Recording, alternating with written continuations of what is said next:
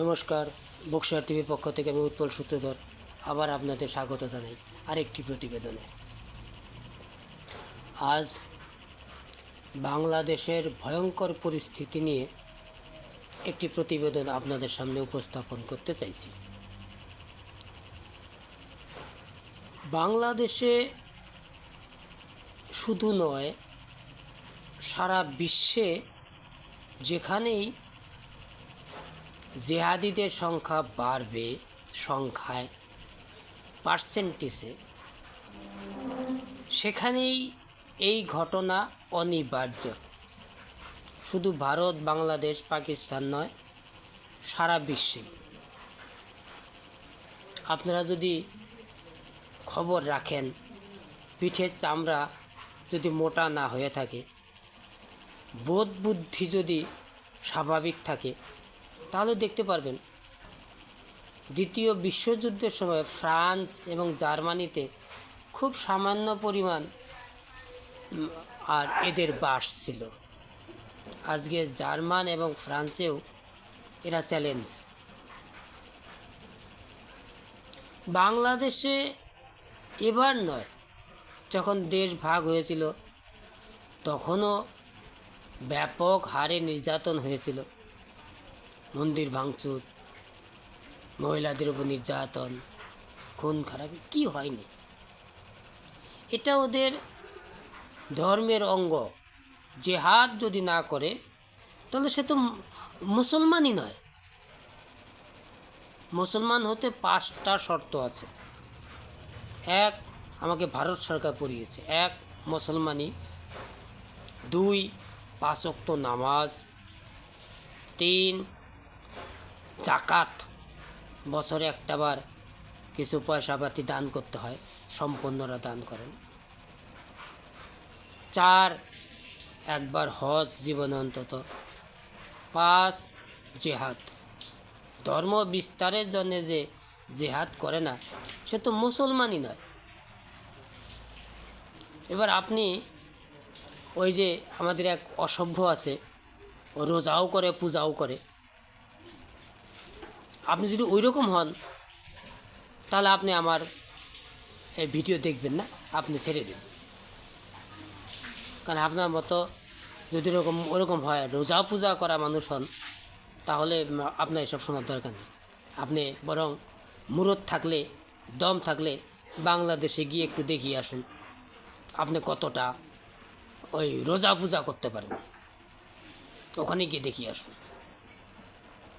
অথবা হুমায়ুন কবিরের সামনে গিয়ে দাঁড়ান, কত মুরত আছে আপনার। তো আসলে এরা এরকমই চিরকাল। শুধু আমার দেশে নয়, বাংলাদেশে নয়, পাকিস্তানে নয়, এদের কর্মকাণ্ডের আপনি সারা বিশ্বব্যাপী যদি রেকর্ড সংগ্রহ করেন, দেখবেন ওরা এরকমই। আমাদের ধর্মে পরিষ্কার বলা আছে, সবার উপরে মানুষ সত্য, তাহার উপরে নেই। আমাদের বাচ্চারাও জানে এটা, জানে। রামকৃষ্ণদেব, যত মত তত পথ, সকলের জানা। বলুন না, রোজা পূজাকারী, যে রোজাও করেন পূজাও করেন, এমন একটা তত্ত্ব বলুন না যেটা ওদের মধ্যে, সকলের মধ্যেই প্রচলিত আছে, যেটা মানবিকতার ক্ষেত্রে উৎকৃষ্ট। নেই। বরং আমি আপনাকে বলি, লিবিয়ার রাষ্ট্রপতি গদ্দাফি, তাকে কিভাবে মারা হয়েছে? আমাদের ইন্দিরা গান্ধীর মতো একটা বিক্ষিপ্ত ঘটনায় মরেনি, সমবেতভাবে। ইরাকের রাষ্ট্রপতি সাদ্দাম হোসেন কিভাবে মারা হয়েছে? বিচার করে ফাঁসি দিয়ে। একজন রাষ্ট্রপতি। বিচার ব্যবস্থা খারাপ বলবেন, নাকি গদ্দাফি বা সাদ্দাম হোসেন খারাপ ছিল? আরও একটা বলি, আফগানিস্তানের রাষ্ট্রপতি নাজিবুল্লাহ রাষ্ট্রপতি ছিল, তাকে বিচার নয়, একেবারে সরকারিভাবে তালিবান সরকারের তরফ থেকে তাকে গাড়ির পিছনে বেঁধে গাড়ি চালিয়ে তাকে ক্ষয় করে মারা হয়েছে। কি বলবেন? রোজা পূজাকারী, আপনার কোনো ভুল হলে যে এইভাবে শাস্তি দেওয়া হয়, মানবেন তো? মুরদ আছে তো, নাকি শুধু হিন্দুদের সর্বনাশ করবার জন্যে কন্ডম লাগাবেন ত্রিশূলে, আবার বলবেন ওই যে আজকেই বলেছে শান্তনু ওকে বাংলাদেশে পাঠানো দরকার, বাংলাদেশে মন্দির নাকি রক্ষা করছে মুসলমানদের, তাহলে ভাঙছে কে? টিএমসিরা? বাংলাদেশে মন্দির রক্ষা করছে